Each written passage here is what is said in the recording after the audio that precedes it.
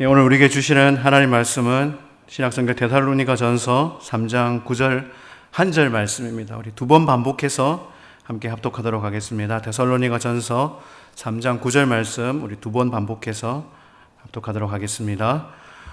우리가 우리 하나님 앞에서 너희로 말미암아 모든 기쁨으로 기뻐하니 너희를 위하여 능히 어떠한 감사로 하나님께 보답할까? 한번 더 읽겠습니다. 우리가 우리 하나님 앞에서 너희로 말미암아 모든 기쁨으로 기뻐하니 너희를 위하여 능히 어떠한 감사로 하나님께 보답할까? 아멘. 한 해의 절반이 지났습니다. 2월에 시작된 이 바이러스가 여름이 되면 사그라질 것이라고 예상을 했는데 예상 밖으로 계속해서 확진자가 나오고 있습니다. 또 서울 수도권을 중심으로 해서 또 확진자가 나오고, 또 청정 지역이라 여겼던 전라도 광주 지역에서도 또 수십 명의 확진자가 나오고 있는 그런 상황을 보내고 있습니다. 그래서 또 심지어 미국에서는 또 하루에 수만 명에 이르는 확진자가 일주일 가까이 연속해서 발생하고 있는 것을 보게 됩니다. 그래서 여러분 많이 들어보셨겠지만 2차 유행이 벌써 시작된 것이라고 보도하고 있는 그런 언론들도 접하게 됩니다. 이것은 사실은 이제 있어서는 안 되는 안타까운 그런 상황들을 우리가 지금 보내고 있습니다. 우리가 인생을 살아가면서 이처럼 원하지 않는 상황이 닥치거나 어떤 일들을 겪을 때 이제 종종 하는 표현이 있습니다. 그것은 어떤 표현이냐? 뭐 때문에라는 표현이죠. 뭐 때문에. 그래서 뭐 때문에 할 수 없었다. 뭐 때문에 그렇게 되었다 하면서 어떤 대상에게 어떤 누구의 탓으로 이렇게 돌리는 것을 많이 보게 됩니다.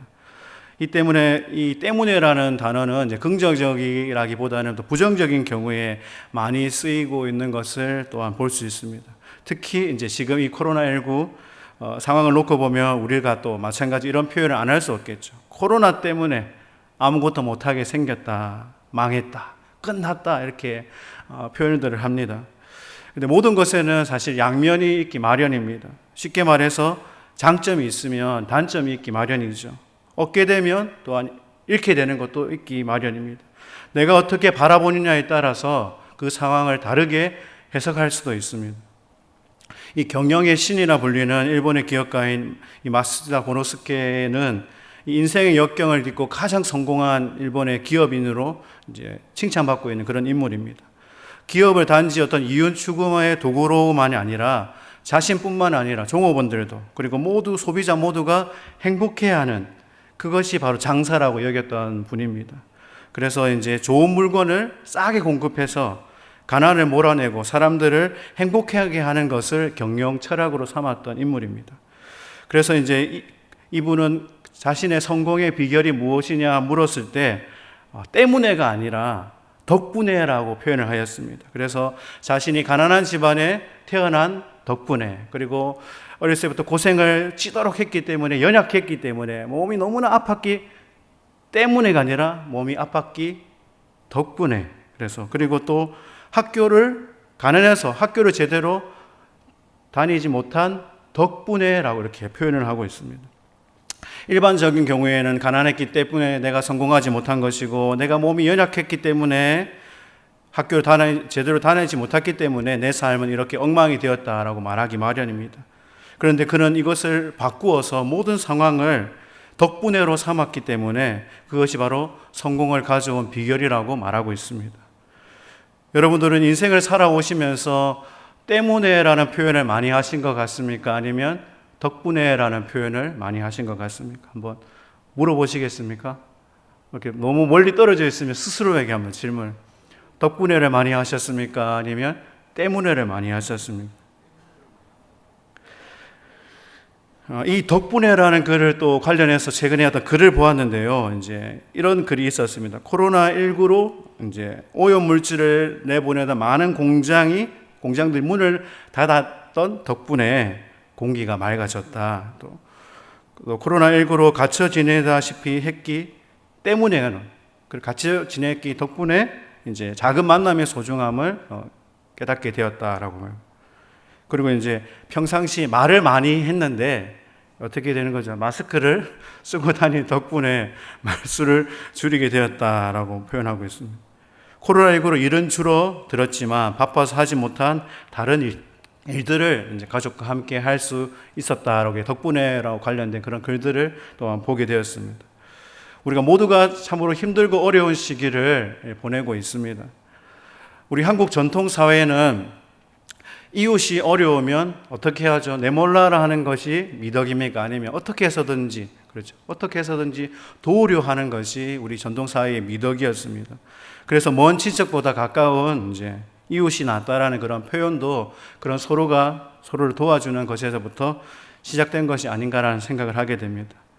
그래서 저희 교회도 이웃 사랑의 실천으로 이제 이 코로나가 발생한 상황 덕분에 그렇죠, 또 주변을 더욱 더 살피게 되었죠. 그래서 주변에 소상공인 돕기 행사도 가졌었고, 또 지난 3주간에 걸쳐서 또 우리 동네 시장에 가서 물품을 구매하고 또 그분들의 어려움을 또 함께 또 사랑으로 나눌 수 있었던 그런 시간들을 보내었습니다. 근데 결코 이렇게 하는 것이 쉬운 것이 아니라는 것을 또 생각하게 되고, 이렇게 하는 것이 한편으로는 또 우려하는 그런 분들도 없잖아 있었던 것을 보게 됩니다. 지금 이 시국이 어떤 시국인데 왜 가서 그렇게 하려고 하느냐라고 표현을 하는 것도 사실은 있었습니다. 그러나 이 코로나 덕분에 우리는 더욱더 교회를 통하여서 예수 그리스도의 사랑을 흘려보낸 것이라고 생각이 됩니다. 이 베스트셀러였던 레드컬의 저자 이 데이비드 플랫 목사님이 후속 작품이 이제 복음이 울다라는 책인데요.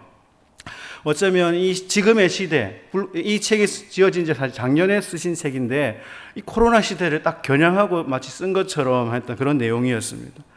그 중심 질문이 무엇이냐, 이런 질문이었습니다. 지금 이대로 괜찮은가라는 질문이었습니다. 이 책의 서두에서 어떤 글을 이야기하고 있느냐, 이 기독교가, 바로 우리 기독교가 우는 능력을 잃어버렸다라고 표현을 하고 있습니다. 하나님 앞에서 통회하고 간구하는 일에 인색해지고 있다라는 표현을 하였습니다.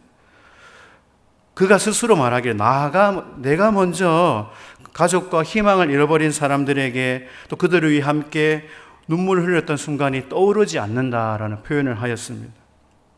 다른 사람들의 어떤 고통을 보면서 함께 우는 일에 인색해진 것은 바로 우리 기독교가 우는 능력을 잃어버렸기 때문이라는 표현입니다. 어쩌면 그것은 영적으로 뿐만 아니라 육적으로도 어쩌면 이 고통이 가득한 이 세대 가운데 세상에서 들려오는 소리에 우리 그리스도인들이 자기도 모르게 뭐를 한 것일까요? 귀를 닫아버렸다라는 것이죠. 믿음을 머리로만 알고 마음으로, 가슴으로 알려고 애써서 노력하는 법을 잊어버렸다라는 겁니다. 우리가 예수 그리스도, 예수님이 세상의 소망이라고 외치고 고백하면서 정말로 그 소망을 얻지 못한 사람들에게 그들을 위하여서 엎드려서 통곡하고 그들에게 희망을 전하려고 발벗고 나서고 있지 않다라는 거죠. 예수님은 고통당하는 사람들을 생각하면서 오셨던 것을 우리는 잘 알고 있습니다. 무리를 보고 불쌍히 여기시고 긍휼히 여기셨습니다. 그래서 그들을 치유하고 그들을 위로하셨습니다. 더 나아가 모든 죄에서 우리를 구원하기 위해 자기의 목숨을 내어놓으셨습니다. 주님의 영을 가진 우리가 주님의 마음을 갖지 못하고 주님의 손과 발이 되지 못하고 움직이지 않는 것은 무엇 때문이겠습니까? 복음이 세상 속으로 뻗어나가지 못하고 입술에만 머물고 교회 안에만 머물고 있다면 그것은 결코 하나님의 뜻이 아니라는 겁니다. 복음이 흘러서 세상으로 나가기 위해서는 머리와 입술에만 있는 것이 아니라 우리의 감정과 우리의 행동에까지 그것이 미쳐야 된다는 것을 말씀하고 있습니다. 이제는 바뀌어야 된다는 것이죠. 여러분도 다시 한번 잘 생각해 보시길 바랍니다. 복음이 정말로 진짜라는 것을 여러분 믿으십니까? 정말로 하나님이 선하신 분이라면 여전히 그럼에도 불구하고 가난과 고통의 한복판에서 살아가고 있는 사람들에게 그 사람들에게 하나님은 정말로 선하신 하나님이십니다 라고 어떻게 말할 수 있냐라는 것이죠. 고통을 당하는 이들에게 하나님의 은혜와 하나님의 평화와 하나님의 보호하심이 어디에 있냐고 말할 수 있겠냐는 겁니다. 선하신 하나님이 다스리시는 이 세상에 어떻게 코로나19 바이러스가 찾아왔고 그냥 삶이 어쩌면은 지옥과도 같다라고 말하고 있는 사람들, 차라리 이대로 차라리 죽어버렸으면 좋겠다라고 그 고통을 호소하는 사람들에게, 그래서 예수님을 믿을 수 없는 많은 상황 속에 살아가는 사람들에게 그런 당신들은 예수를 믿지 않았기 때문에 지옥에 가면 끝이다라고 말하겠냐라는 겁니다. 이 데이비드 플레 목사님은 거기에 대한 답을 내리기 위해서 이렇게 이야기하고 있습니다. 먼저 우리 자신이, 모든 그리스도인들이 자신들의 마음에 굳게 걸린 빗장을 풀어라는 것입니다. 그리고 하나님이 사람의 인생에서 한 사람 한 사람 인생을 통하여 행하시려는 새로운 일들을 향하여서 온전히 자기 자신을 열어라고 말씀하고 있습니다. 결국 이것은 오늘을 살아가는 이 그리스도인들이 스스로를 그리스도인이라고 부르면서도 행동하지 않기 때문이라는 겁니다. 우리는 파레토의 법칙을 잘 알고 있습니다. 8대2라고 부르기도 하는데요. 어떤 결과물의 80%를 전체의 20% 안에서 일어나는 현상을 가지고 이야기하고 있습니다. 또 이와 비슷한 것으로 행동하지 않은 98%의 사람을 2%의 사람이 지배한다라는 그런 이론들도 있습니다. 쉽게 말해서 생각하거나 말만 하는 사람이 몇 프로다? 98%라는 것이고, 행동하는 사람은 몇 프로다? 2%라는 것이죠. 여러분들은 여러분의 삶을 가만히 들여다보았을 때 98%에 속한다고 생각하십니까? 아니면 2%에 속한다고 생각하십니까? 결국 행동하는 사람이 어떤 조직이나 단체를 주도해 나가는 것이고, 더 나아가 세상을 변화시키는 것입니다. 바로 그 2%의 사람이 그리스도인이 되어야 된다는 것이죠. 성경의 많은 인물들 중에서 행동파를 찾으라고 한다면 여러분들은 누구를 가장 거론하겠습니까? 대본에 베드로 이렇게 얘기했지만 오늘 본문에 나타나 있는 이 바울도 그 누구보다 못지않게 행동파인, 맞죠? 행동으로 보이는 그런 사람이 아닌가라고 생각하게 됩니다. 그래서 죽음조차 두려워하지 않고 복을 위해 그 사명을 감당한 사람이죠. 바울은 2차 전도여행 당시에 디모데와 함께 약 4주 정도 이 데살로니가의 지역에 머물면서 이 데살로니가 교회를 개척을 하였습니다.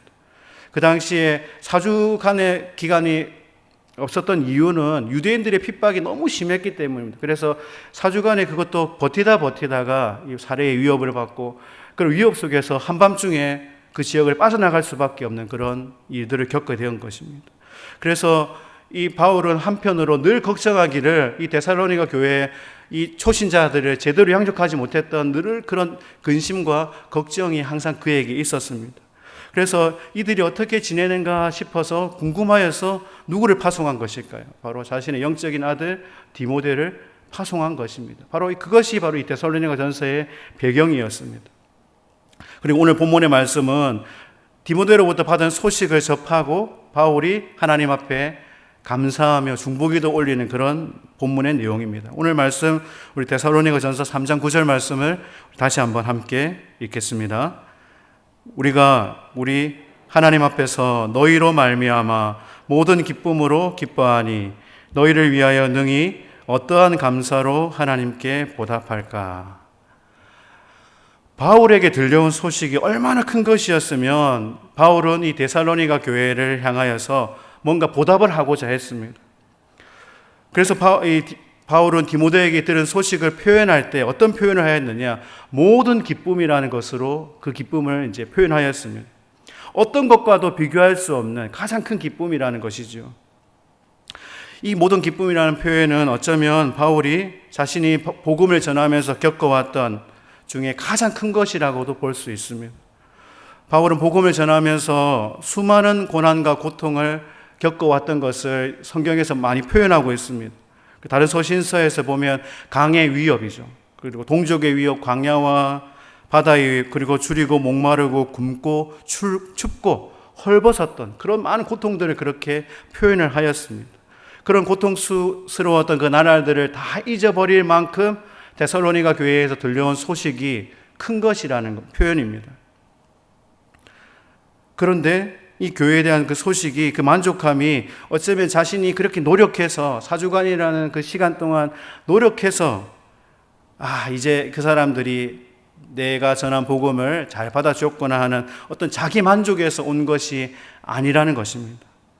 바울이 그동안 데살로니가 교회 성도들이 여러 가지 시험을 당하고 있다는 소식을 들어왔는데, 이 디모데가 가져온 소식은 그런 소식이 아니라 데살로니가 교회가 성장하고 복음 안에서 하나가 되고 정말로 뜨겁게 성장하고 있다는 소식이었기 때문입니다. 교회를 향하여서 염려하고 있었는데 그 염려가 해결되었기 때문에 찾아온 그런 만족함이 아니라는 것을 오늘 말씀을 통해서 발견할 수가 있습니다. 자신이 고생하면서 복음을 전한 결과에 대한 단순한 만족이 아닌 것은, 그 만족의 대상이 바로 데살로니가 교회 성도들이 아니라 누구이시기 때문일까요? 하나님이시기 때문이라는 것을 말씀하고 있습니다. 데살로니가 교회 성도들이 복음을 받아들이고 예수 그리스도의 믿음 안에서 그들의 어려움을 이기게 하신 분이 바로 하나님이시라는 것을 말씀하고 있습니다. 그래서 말씀을 가만히 읽어보면 이 후반부에 능히 어떠한 감사로 누구에게? 하나님께 보답할까라고 말씀하고 있습니다. 쉽게 말해서 자신이 받은 기쁨에 대한 감사의 보답을 할 만한 것이 충분하지 않다라는 겁니다. 데살로니가 교회 성도들로 인하여서 바울 자신이 하나님께 받은 기쁨은 어떤 것으로 보답을 해도 부족하다라고 말씀하고 있습니다.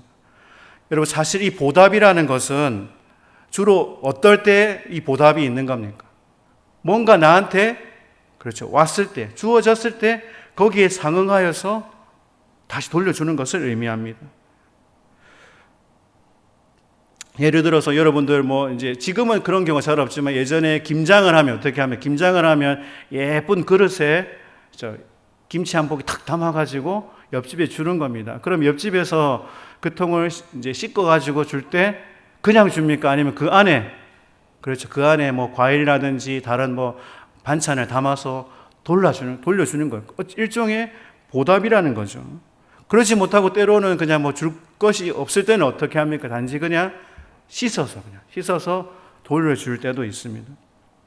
이 오늘 말씀에 나타난 이 보답의 원어적인 의미는 돌려주어야 될 것을 그대로 돌려주는 것을 뜻하는 그런 단어입니다.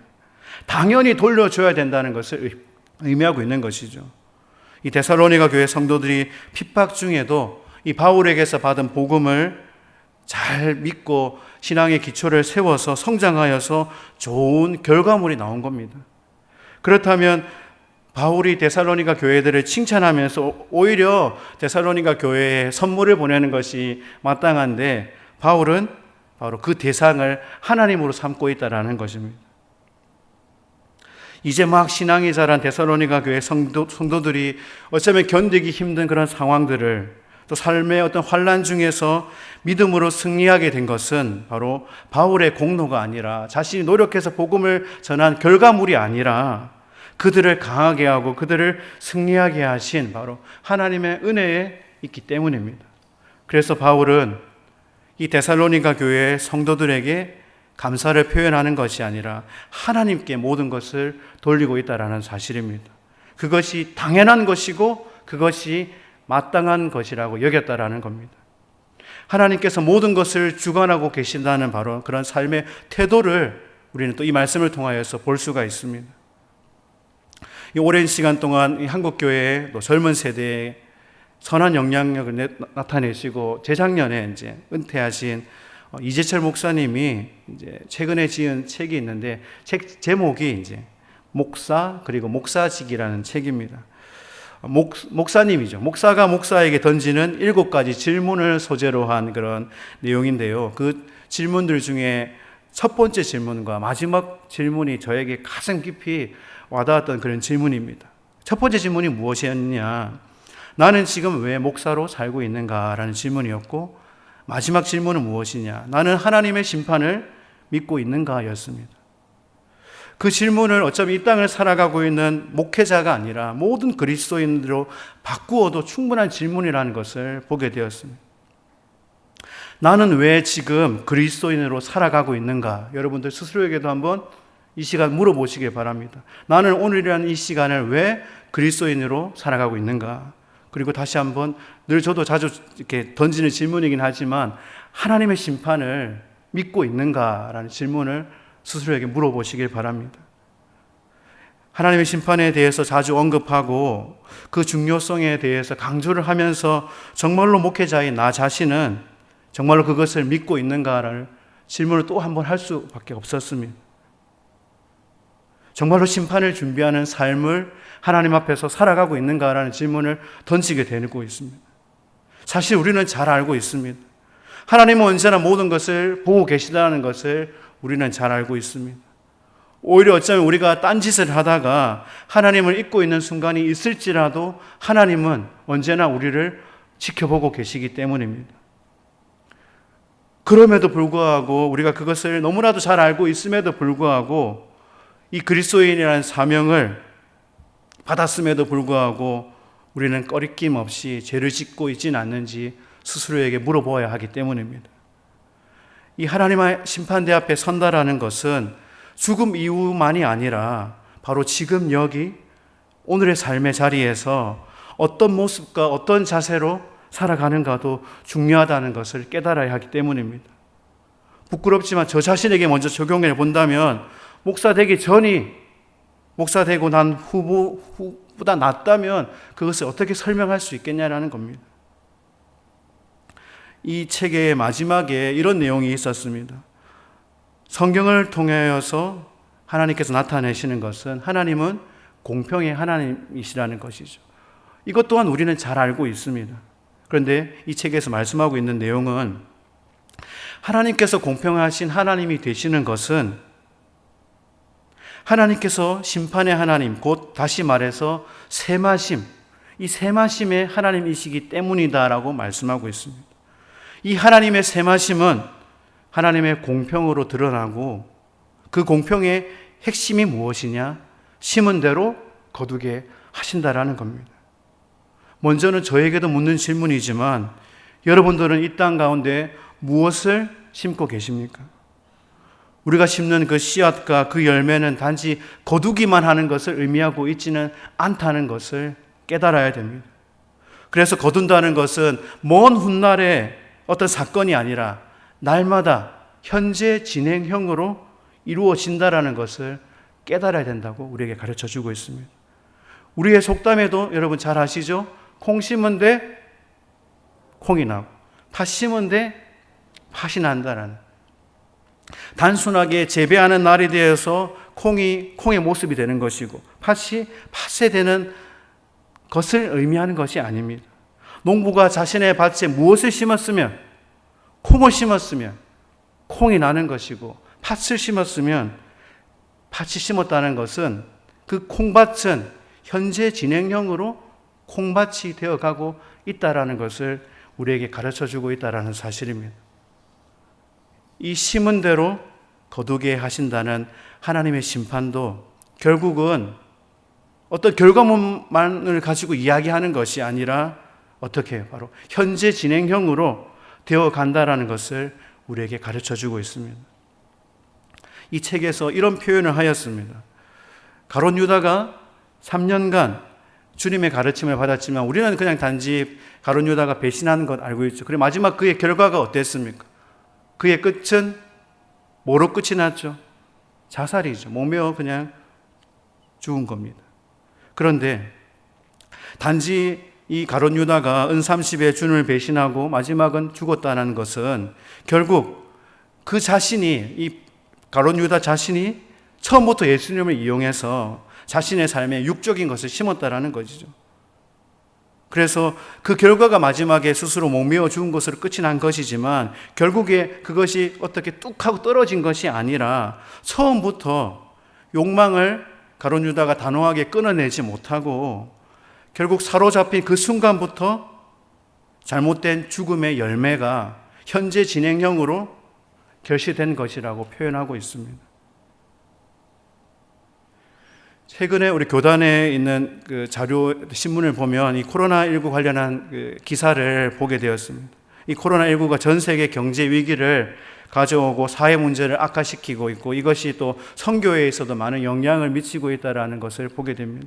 경제, 정치감이 불안한 나라일수록 국민들의 고통이 크다라는 것을 여러분들도 잘 알고 계실 줄 믿습니다.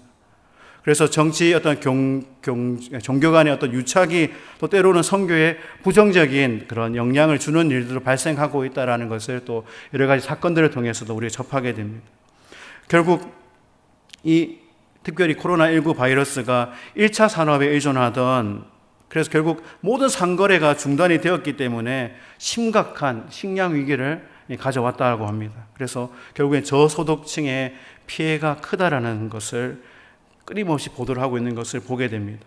그래서 저희 교단신문 말미에 세계 교회들이 어쩌면 비교적 안전한 나라, 그 안전한 나라는 어디일까요? 어쩌면 대한민국이 아닌가라는 생각을 하게 됩니다.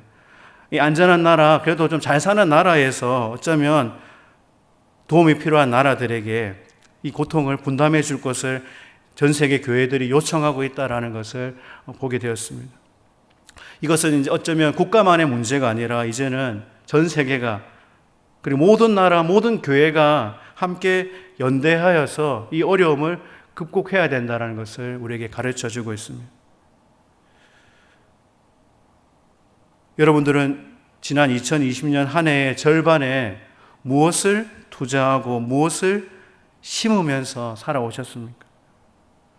우리 이 코로나 바이러스를 계속 언급해서 죄송하지만 이 코로나 바이러스가 삶의 많은 부분에 있어서 제약을 가져왔고, 그렇지만 처음 서두에 말씀드린 것처럼 코로나 덕분에 우리는 많은 것을 깨달은 줄 믿습니다. 그래서 신앙의 중요성이 얼마나 크다는 것을 아마 몸소 피부 가까이 느끼신 줄 믿습니다. 그래서 이 공예배가 열려서 첫날에 많은 분들이 이렇게 예배를 드리면서 우시는 것을 이렇게 보게 되었습니다. 예배의 중요성, 신앙의 중요성이 얼마나 크다는 것을 우리가 깨달았다면 어쩌면 또 시간이 흘렀기 때문에 그것이 또 습관처럼 되어버려서 또다시 그냥 어쩌면 의미 없이 살아가고 있는 모습으로 전락하고 있지는 않는가 우리를 돌아볼 필요가 있습니다. 우리가 오늘 맥주 감사주의를 보내고 있습니다. 한 해의 절반을 우리가 다시 한번 돌아보면서 사람에게서 받은 것이나 우리가 살아가면서 받아온 것이 내 공로, 어쩌면 내 노력에 의한 것이 아니라 모든 것이 하나님께 있다라는 이 사도 바울의 감사의 표현과 같이 우리의 삶의 자리 또한 우리가 받은 모든 것을 하나님께 돌려드릴 수 있는 그런 남은 인생이 되시기를 소망합니다. 그래서 그 받은 은혜를 더욱더 세상 가운데, 그리고 단지 우리 지역사회뿐만 아니라 전 세계 곳곳에 예수 그리스도의 사랑을 흘려보내야 되는 줄 믿습니다. 이 바울의 표현처럼 단순하게 보답하고 감사하는 차원이 아니라 마땅히 하나님께서 나에게 주신 것이기 때문에 하나님께 돌려드리는 것이 당연하다라는 그런 그의 고백처럼 하나님의 은혜가 무엇보다 비교할 수 없음을 또한 고백할 수 있는 귀한 인생들이 되시길 소망합니다. 그래서 한 해의 남은 절반뿐만 아니라 지금부터 이 인생의 후반전을 주님과 함께 또 주님을 위하여서 땅의 것을 심는 것이 아니라 하늘의 것을 심는 귀한 인생들 되시길 바랍니다. 그래서 바울의 고백과 같이 모든 것을 마땅히 하나님께 돌려드리는 귀한 인생들 되시길 주님의 이름으로 축복합니다. 하나님 아버지 은혜와 사랑을 감사드립니다. 오늘 귀한 바울의 고백처럼 하나님 앞에서 받은 그 기쁨이 능히 어떠한 감사로 하나님께 보답할까라는 그런 고백을 우리 또한 하나님 앞에 드릴 수 있는 그날을 사모합니다. 하나님, 우리의 노력의 결과가 아니라 당연한 것임이 되게 하여 주시고 하나님께서 주신 것임을 또 고백할 수 있는 귀한 삶이 되기를 소망합니다. 하나님, 코로나19 바이러스로 인하여서 전 세계 많은 사람들이 고통 중에 있습니다. 주 예수 그리스도의 사랑을 온전히 흘려보낼 수 있는 거룩한 교회, 하나님이 이 땅 가운데 주목하고 칭찬하시는 귀한 교회, 우리 모든 공동체 한 사람 한 사람 될 수 있도록 역사하여 주시옵소서. 주님께 감사드리며 귀하신 예수 그리스도의 이름으로 기도드립니다.